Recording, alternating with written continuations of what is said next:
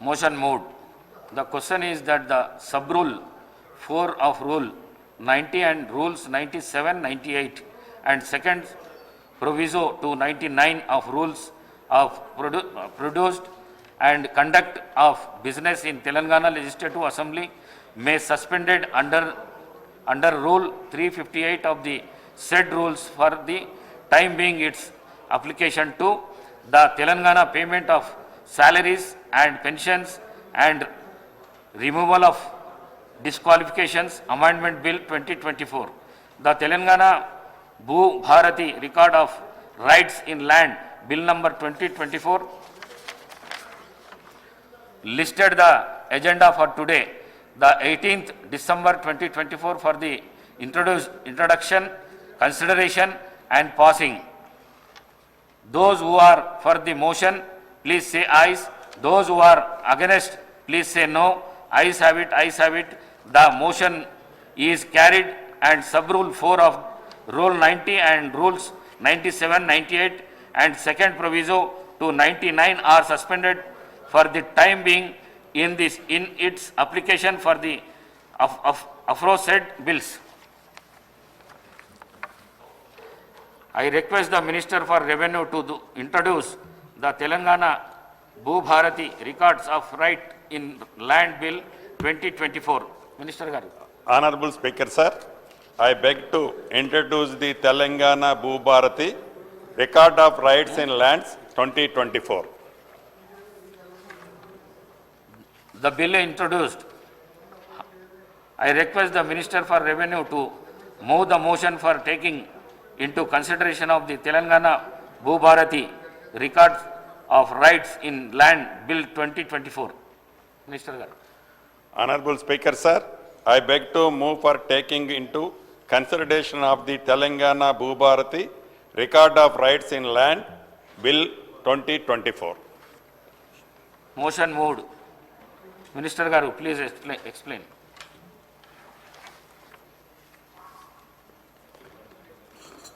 అధ్యక్ష, మీకు గౌరవ ముఖ్యమంత్రి గారికి ఈ సభలో ఉండే సభ్యులకి అదే రకంగా తెలంగాణ రాష్ట్రంలోని భూములున్న ఆసాములందరికీ ఈ బిల్లుని ఈ సభలో ప్రవేశపెట్టే అవకాశం కల్పించిన ఇందిరమ్మ ప్రభుత్వానికి మనస్ఫూర్తిగా కృతజ్ఞతలు చెప్తూ ఈరోజు ఒక చరిత్రాత్మకమైన రోజు, అద్భుతమైనటువంటి ప్రగతికి బాటలు వేసే రోజు. భూమి చుట్టూ మనిషి జీవితం ముడిపడి ఉంటుంది. తరతరాలుగా మనిషి జీవితానికి భూమికి విడదీయరాని అనుబంధం ఉంది. భూమి పేదరికాన్ని దూరం చేస్తుంది, ఆత్మగౌరవంతో బతికే అవకాశాన్ని ఇస్తుంది, కష్టానికి తగిన ఫలితాన్ని ఇస్తుంది. గ్రామాల్లో భూమే ప్రధాన జీవనాధారం. భూమిని నమ్ముకొని బతికే కష్టజీవుల కంటికి రెప్పలా చూసుకునే బాధ్యత ప్రభుత్వాలది. కానీ గత ప్రభుత్వం దీన్ని విస్మరించింది. ఉమ్మడి రాష్ట్రంలో కాంగ్రెస్ ప్రభుత్వం ఆనాడు 1971లో తీసుకొచ్చిన ROR చట్టం 49 ఏండ్లు విజయవంతంగా ఆనాడు ఉమ్మడి ఆంధ్రప్రదేశ్లో కానివ్వండి, రాష్ట్ర విభజన జరిగిన తర్వాత కూడా సుమారు 7 సంవత్సరాలు ఆ చట్టమే ఉన్నది. ప్రజల అవసరాలే లక్ష్యంగా అసైన్డ్ ల్యాండ్స్ మొదలు అనేక విధాన నిర్ణయాలని గత కాంగ్రెస్ ప్రభుత్వం ఇందిరమ్మ రాజ్యం తీసుకొచ్చింది. కాంగ్రెస్ అంటేనే ప్రజలకి ఒక భద్రత, భరోసా. అందుకే ఇప్పటికీ ఇందిరమ్మ ప్రభుత్వం అన్న ప్రజల గుండెల్లో పెట్టుకొని చూస్తున్నారు. కానీ వేలాది పుస్తకాలు చదివిన మేధావి 2020 ROR చట్టం ద్వారా తీసుకొచ్చిన ధరణి పోర్టలతో 3 ఏళ్లలోనే లక్షలాది కొత్త సమస్యలు తలెత్తాయి. ఉన్న నాలుకకి మందేస్తే కొండ నాలుకకి మొందేస్తే ఉన్న నాలుక ఊడినట్లు ధరణి పరిస్థితి తయారైంది. రెవెన్యూ అధికారుల స్థాయిలో పరిష్కారం కావలసిన అనేక సమస్యలు కోర్టుల దాకా వెళ్ళవలసి వచ్చింది. 4 గోడల మధ్య కూర్చొని వారికి అనుకూలంగా ఉండేలా ధరణిని అప్పటి పాలకులు బలవంతంగా ప్రజల నెత్తిన రుద్దిన మాట వాస్తవమా కాదా? అటు పక్కన ఉన్న నా సహచర సభ్యులు కూడా ఆ విషయం తెలుసు. భూ యజమానికి తెలియకుండానే చేతులు దాటిపోయేలా చేసింది. కాళ్ళ కింద నేల కదిలిపోయినా పేదలు వారి ఆవేదన చెప్పుకోవటానికి మార్గమంటూ ఏమీ లేకుండా పోయింది. అందుకే మా నాయకుడు, ఈనాడు పార్లమెంటు ప్రధాన ప్రతిపక్ష నాయకులు రాహుల్ గాంధీ గారు ఎన్నికల సమయంలో ధరణి అరేబియా మహాసముద్రంలో వేస్తామని హామీ ఇచ్చాం. మా హామీని తెలంగాణ ప్రజలు పూర్తిగా విశ్వసించి అధికారాన్ని అప్పగించారు. దానికి అనుగుణంగా గౌరవ మా ముఖ్యమంత్రి రేవంత్ రెడ్డి గారు కానివ్వండి, ఈనాడు ఉప ముఖ్యమంత్రి వర్యులు బట్టి విక్రమార్క గారు కానివ్వండి, పాదయాత్ర చేసేటప్పుడు ఎన్నికల ముందు ఏదైతే ఇందిరమ్మ రాజ్యం వస్తే, ఇందిరమ్మ రాజ్యం వచ్చిన తర్వాత ధరణిని బంగాళాఖాతంలో వేస్తామని చెప్పాం. అన్న మాట ప్రకారం మాట తప్పని ఇందిరమ్మ రాజ్యంలో కొద్దిగా లేట్ అయినా ఇచ్చిన మాటను నెరవేర్చే దిశలో ధరణినే కాదు, లోపభూయిష్టమైన 2 వ్యక్తులు తయారు చేసిన ఆనాటి ROR చట్టం 2020ని కూడా పూర్తిగా ప్రక్షాళన చేసి ఇప్పుడు భూభారతిని తెచ్చుకోవటం జరుగుతుంది. ఇందిరమ్మ ప్రభుత్వం ఏర్పడిన వెంటనే మా సీఎం రేవంత్ రెడ్డి గారి సూచనల మేరకు ధరణి కష్టాలను తెలుసుకొని వాటి పరిష్కారానికి భూ నిపుణులతో ఒక కమిటీని ఏర్పాటు చేశాం. అనేక సార్లు వివిధ రాష్ట్రాలలో పర్యటించి అక్కడ రెవెన్యూ చట్టాలని క్షుణ్ణంగా, ఒక్కసారి నేను మాట్లాడటం అయిపోయిన తర్వాత మీరు మాట్లాడదురు కానీ చెప్పండి.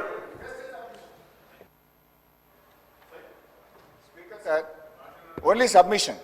మన రూల్స్ బుక్ ప్రకారంగా ఇంత ఇంపార్టెంట్ బిల్లు మీరు రూల్ సస్పెండ్ చేసి బిల్లు ప్రవేశపెట్టిండ్రు, ఇప్పుడే బిల్లు మీద డిస్కషన్ అంటే బిల్లు కాపీయే మా చేతికి రాకుండా మేము ఏం మాట్లాడాలి సార్? ఒకటి, మన బీఏసీలో ఏం మొన్న మాట్లాడుకున్నాం సార్, బీఏసీ మినిట్స్ కూడా మాకు ఈ నిమిషానికి చేతికి రాలే.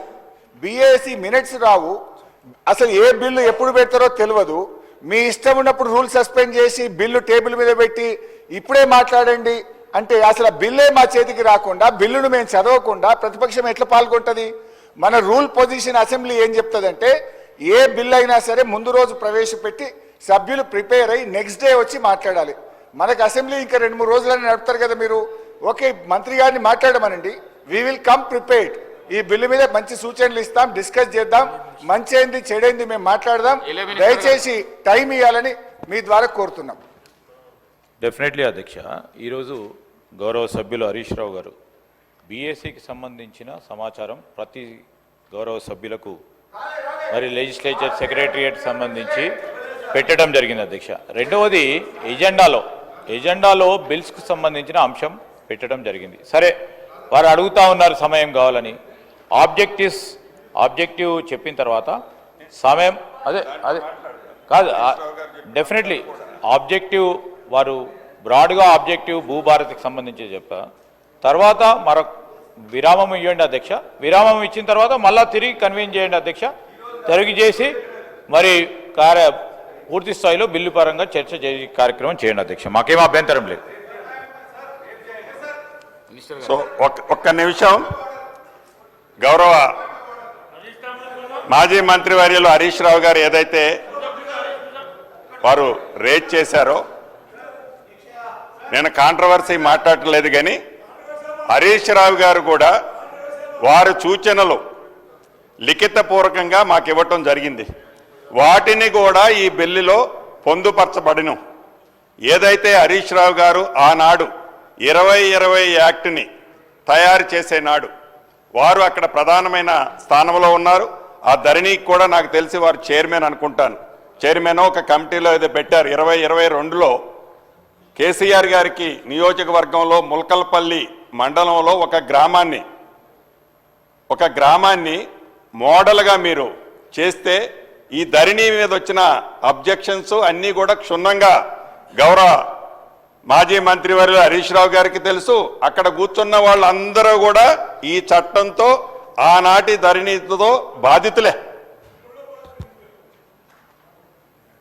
ఆనాటి దొరల గడిల్లో కూర్చొని తయారు చేసిన 2020 చట్టాన్ని పూర్తిగా ప్రక్షాళన చేసి ప్రజల కోరుకునే విధంగా తెలంగాణ భూభారతి డ్రాఫ్ట్ బిల్లుని ఇదే అసెంబ్లీలో ఇదే సంవత్సరం ఆగస్టు 2వ తారీఖున ప్రవేశపెట్టి షార్ట్ డిస్కషన్ కూడా ఈ అసెంబ్లీ సాక్షిగా తమర సాక్షిగా డిబేట్ కూడా చేయటం జరిగింది. అధ్యక్ష, ప్రజల నుంచి రావాల్సిన ఉద్దేశాలతో అదే రోజులో CCLI వెబ్సైట్లో కూడా ముసాయిదా బిల్లుని డ్రాఫ్ట్ బిల్లుని వెబ్సైట్లో పెట్టి సుమారు 40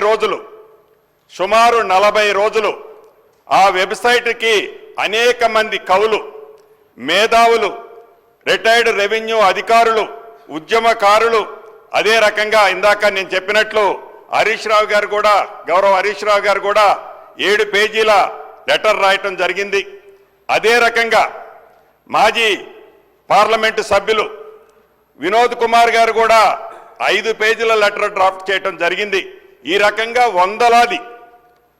వందలాది రిప్రజెంటేషన్లు, సూచనలు ఈ డ్రాఫ్ట్ దాని మీద ఇవ్వటం జరిగింది.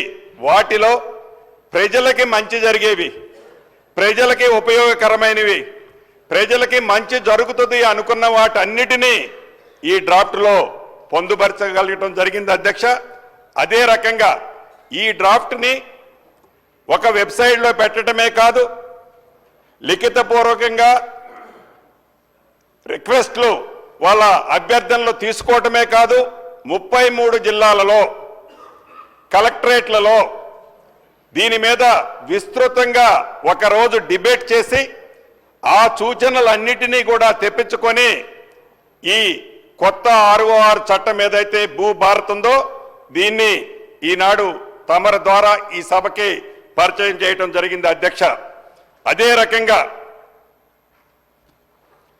చివరికి 2020 చట్టంలో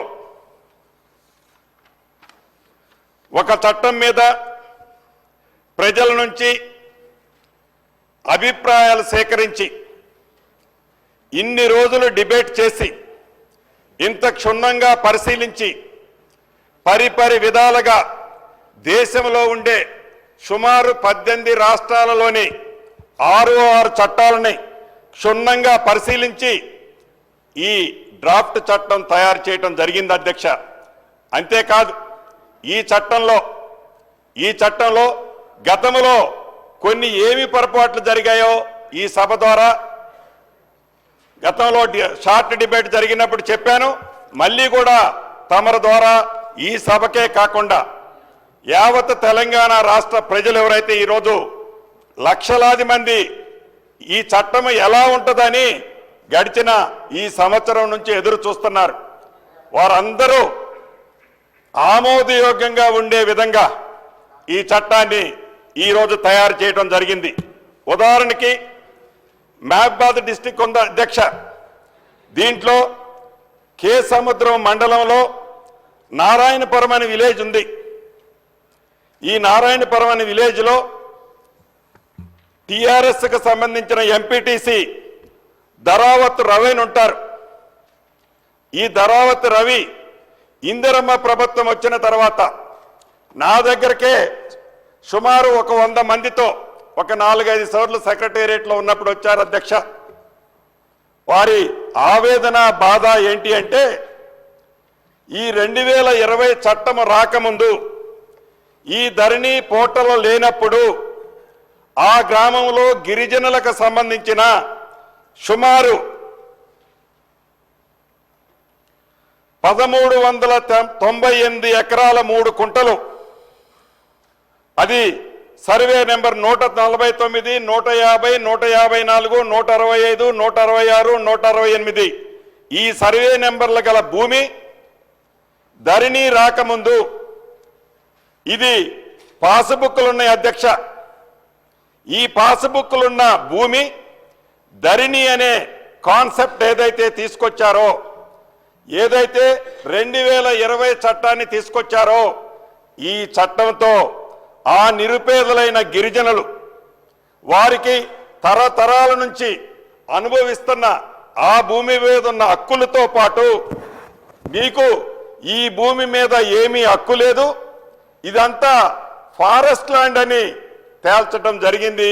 అది ఆ ధరణి వెబ్లో కనిపించడం వల్ల అతను ఆనాడు ప్రభుత్వంలో ఉన్న ఎంపీటీసీ అనేక పర్యాయాలు అనేక సందర్భాలలో ఆ ప్రాంతానికి పోయే మంత్రులను కానివ్వండి, ప్రజాప్రతినిధులు కానివ్వండి, వందలాది మంది చెప్పులు అరిగిందాకా తిరిగారు.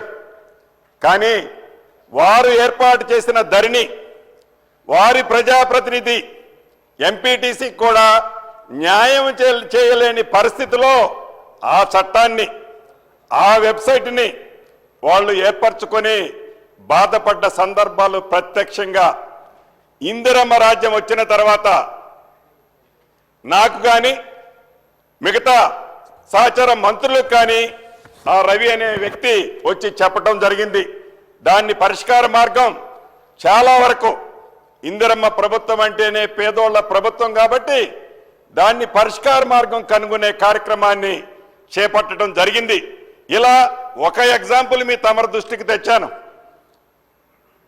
లక్షలాది మంది తెలంగాణ రాష్ట్రంలో ఈ ధరణి వల్ల కానీ 2020 చట్టం వల్ల కానీ ఇబ్బంది కలిగిన మాట ముమ్మాటికి వాస్తవం. ఇక్కడున్న అటుపక్క కూర్చున్న సభ్యులు ప్రత్యక్షంగా చెప్పలేకపోవచ్చు, ఆ పేర్లు కూడా నేను కోట్ చేయను. అనేక సందర్భాలలో నేను రెవెన్యూ మంత్రి అయిన తర్వాత ఆనాటి ప్రభుత్వంలో జరిగిన ఇబ్బందులు, కష్టాలు వారు ప్రత్యక్షంగా చెప్పినవి కోకొల్లలున్నాయి. అంతేకాదు, ఏదైతే ఈ ధరణిని తీసుకొచ్చేటప్పుడు ఒక ఆలోచనతో కాకుండా అర్ధరాత్రి ఈ ధరణిని ప్రమోట్ చేయటం వల్ల వ్యవసాయేతర భూములైతే 4 నెలలు రిజిస్ట్రేషన్ లేవు అధ్యక్ష, 4 నెలలు రిజిస్ట్రేషన్ లేవు. ఆ వ్యవసాయేతర భూములు భూ ఆసాములంతా రోడ్డెక్కారు. అదేవిధంగా వ్యవసాయ భూములైతే సుమారు 2 నెలలు రిజిస్ట్రేషన్ లేవు. దాంతో సామాన్య ప్రజానికం, భూముల మీదే ఆధారపడ్డ ప్రజానికం ఆ భూమిలో కొద్దో గొప్ప అమ్మి తన కొడుకు పెళ్ళో బిడ్డ పెళ్ళో చేయాలనుకునే వాళ్ళు ఆ సౌకర్యం లేని కారణంగా చదువుల కోసం ఆ కొద్ది ఆస్తిని అమ్మి తన పిల్లల ఉజ్వల భవిష్యత్తు కోసం ఆ ఆస్తి అమ్ముకోవాలంటే ఈ ధరణి పోర్టల్ వల్ల ఆనాటి 2020 చట్టం వల్ల సామాన్య ప్రజలు ఎంత ఇబ్బంది పడ్డారు అన్నది మనకు తెలియంది కాదు. ఇది నేనేదో మీ ముందు చెప్పటమేనో, ఆనాటి ప్రభుత్వాన్ని విమర్శించాలనో, ఉద్దేశపూర్వకంగా ఎన్నికల ముందు మేము అన్నాము కాబట్టి బేషజాలకుపై ఈ చట్టాన్ని మార్చాలనో ఉద్దేశం కానే కాదు అధ్యక్ష. ఈ చట్టంలో మంచి అంశాలు కూడా ఒకటి ఉంది. ఆ వివరాలు చెప్పేటప్పుడు తప్పకుండా మంచి చేసిన దాన్ని ఆనాటి ముఖ్యమంత్రి గారిని వారి సూచనలు ఇచ్చిన సలహాదారులు కానీ తప్పకుండా పొగడటం కూడా జరుగుద్ది అధ్యక్ష.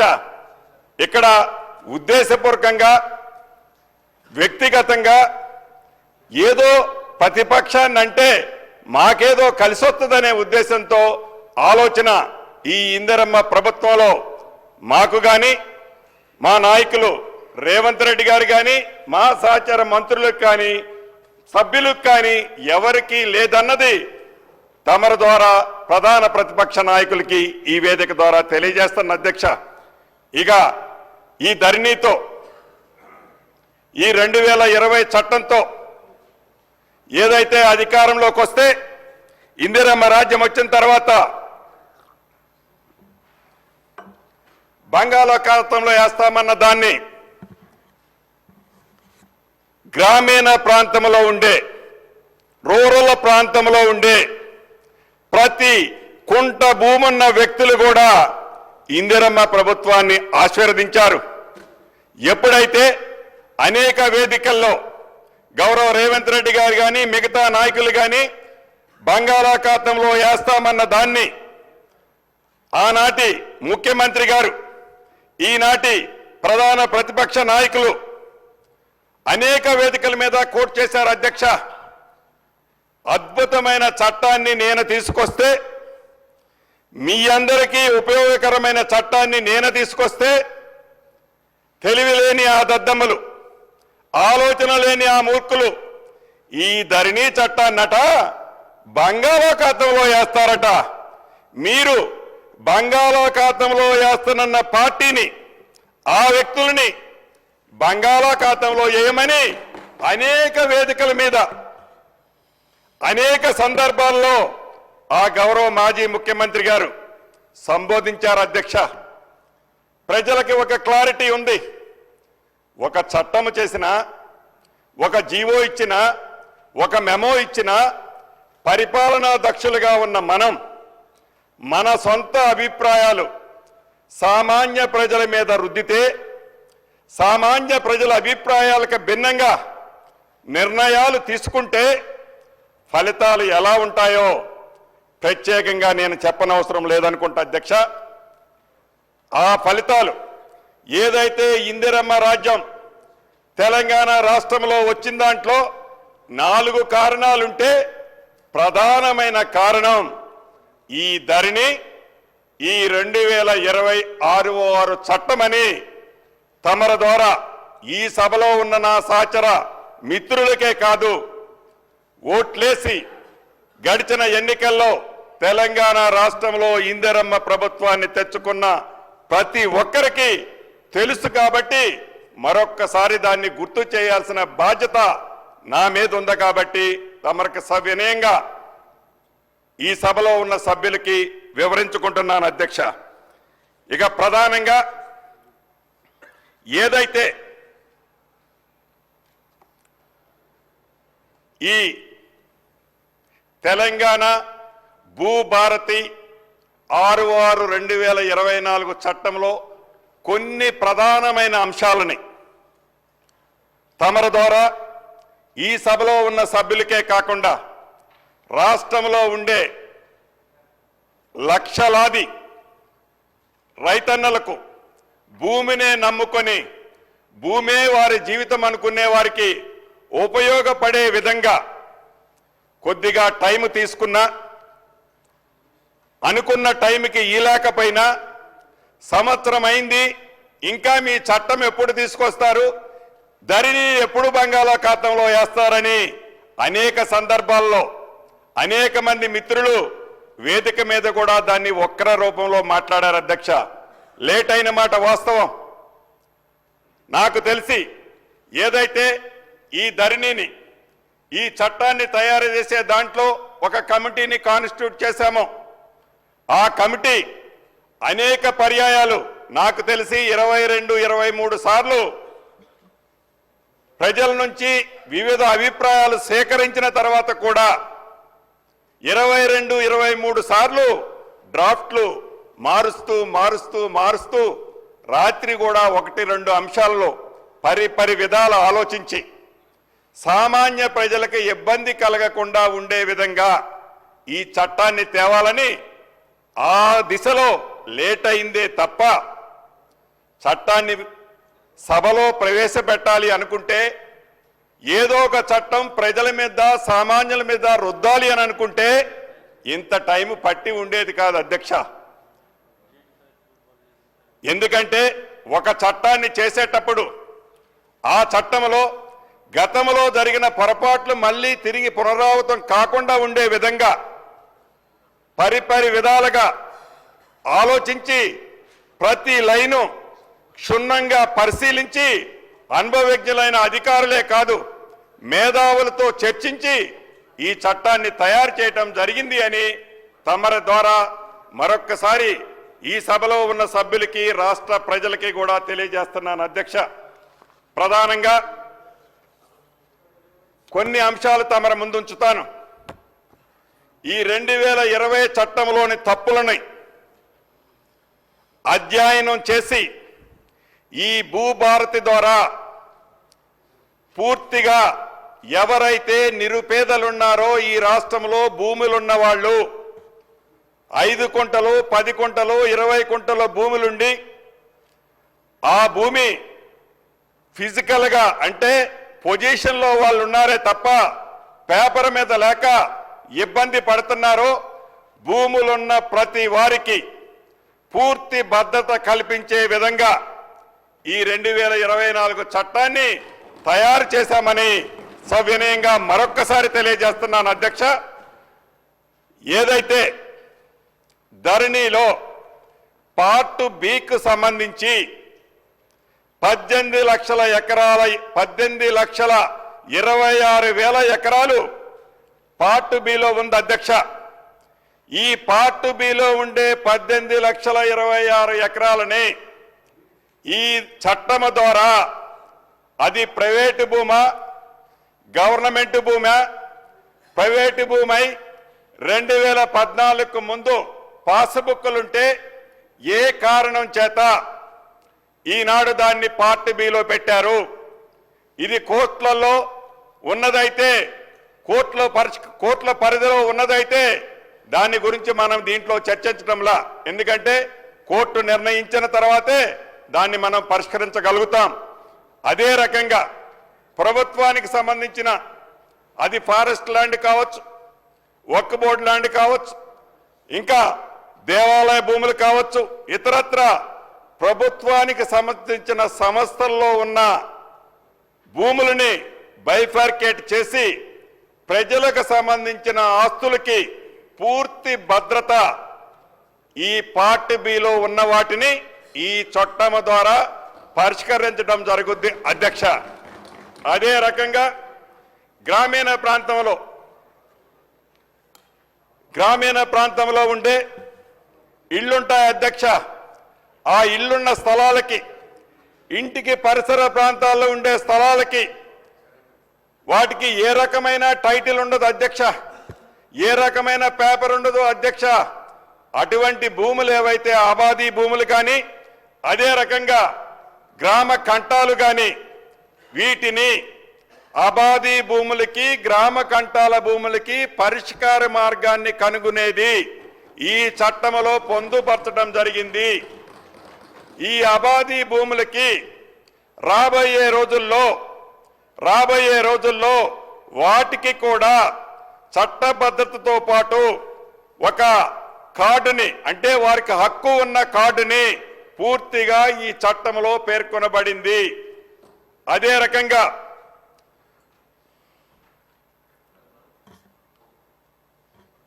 భవిష్యత్తులో భూ వివాదాలకి పరిష్కార మార్గం ఏదో ఒకటి కనుక్కోవాల్సిన అవసరం ఉంది అధ్యక్ష. భూములు పాస్బుక్లు ఒకరి పేరుతో ఉంటాయి, పొజిషన్లో ఒకరుంటారు, పొజిషన్ ఎక్కువ ఉంటుంది, పాస్బుక్ తక్కువ ఉంటుంది, పాస్బుక్ ఎక్కువ ఉంటుంది, పొజిషన్ తక్కువ ఉంటుంది. దీనికి పరిష్కారం పొజిషన్లో ఎవరికి ఎంత భూమి ఉందో సర్వే చేయాల్సిన అవసరం ఉంది. దీనికి శాశ్వత పరిష్కారం తెలంగాణలో ఉండే ప్రతి ఎకరాకి ఒక భద్రత మనం కల్పించాలి అంటే పొజిషన్లో ఎవరున్నారు అనేది సర్వే చేసి దానికి సంబంధించిన పూర్తి రికార్డు పూర్తి హక్కులు కల్పించేది ఈ చట్టంలో పేర్కొనబడింది అధ్యక్ష. ఇది కష్టంతో కూడుకున్న పనే. కొన్ని చోట్ల ఒక 5%, 10% విమర్శలు వచ్చే మాట వాస్తవం.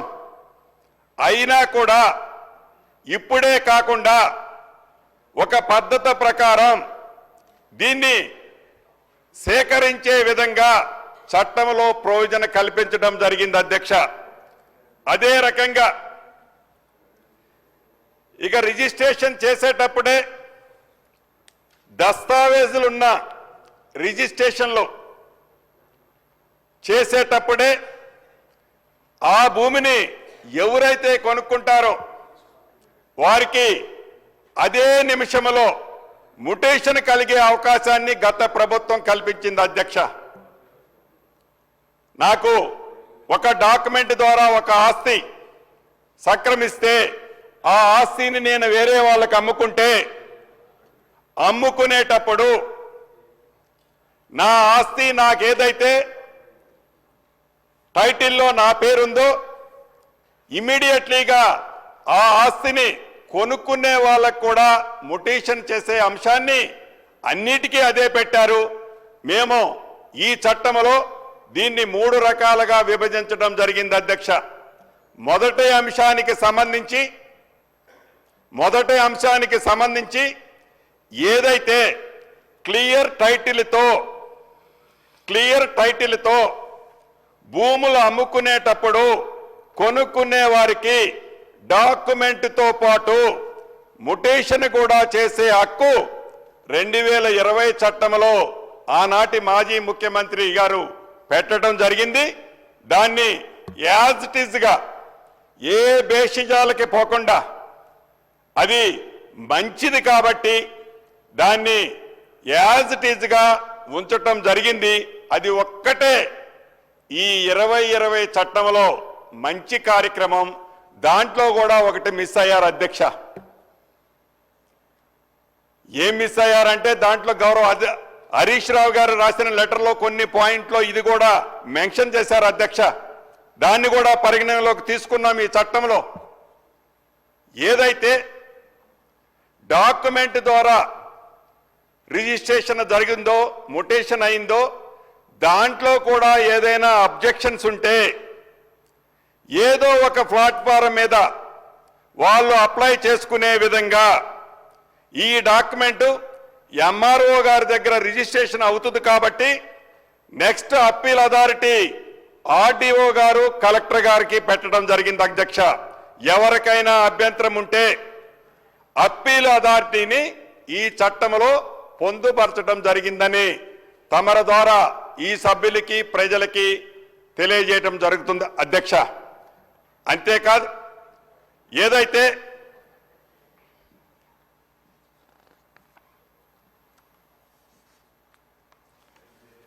వారసత్వ పరంగా వంశపారంపర్యంగా ఏవైతే భూములు సక్రమిస్తాయో ఆ కుటుంబానికి వస్తాయో ఆ వచ్చే భూములు ఏవైతే ఉన్నాయో ఆ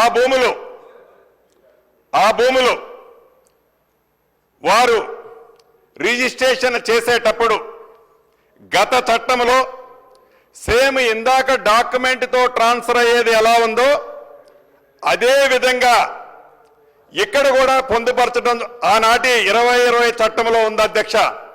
దానితో వంశపారంపర్యంగా వచ్చే టైటిల్కి సంబంధించిన ఆస్తుల విషయంలో అనేక గ్రామాలలో పట్టణాలలో ఈ విషయంలో అనేక ఇబ్బందులు ఎదురవుతున్నాయి అధ్యక్ష.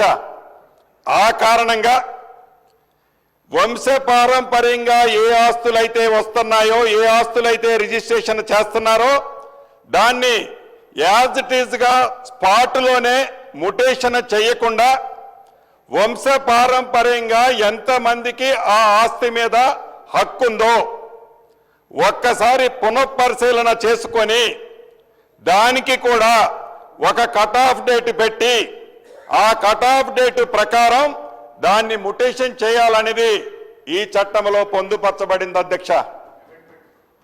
అయితే అక్కడి నుంచి ఏదైతే వారికి ఏదైనా సమస్య ఉంటే వారికి ఏదైనా ఇబ్బంది ఉంటే ఆ సంబంధించిన డాక్యుమెంట్ కూడా నెక్స్ట్ అప్పీల్ అథారిటీ అది ఆర్డీఓ గారు కలెక్టర్ గారు కూడా నెక్స్ట్ అప్పీల్ అథారిటీ ఏర్పాటు చేయడం జరిగింది అధ్యక్ష.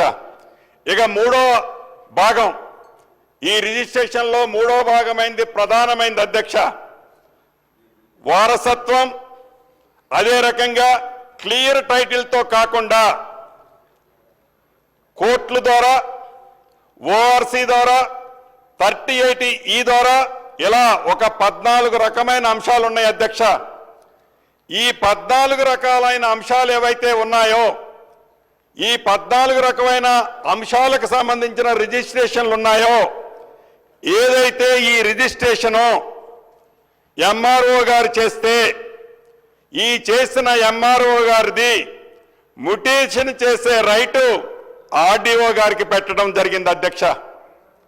ఈ ఆర్డీఓ గారికి పెట్టడం వల్ల ఒకసారి క్రాస్ చెక్ జరగడం జరుగుద్ది. అదే రకంగా ఆర్డీఓ గారి పైనున్న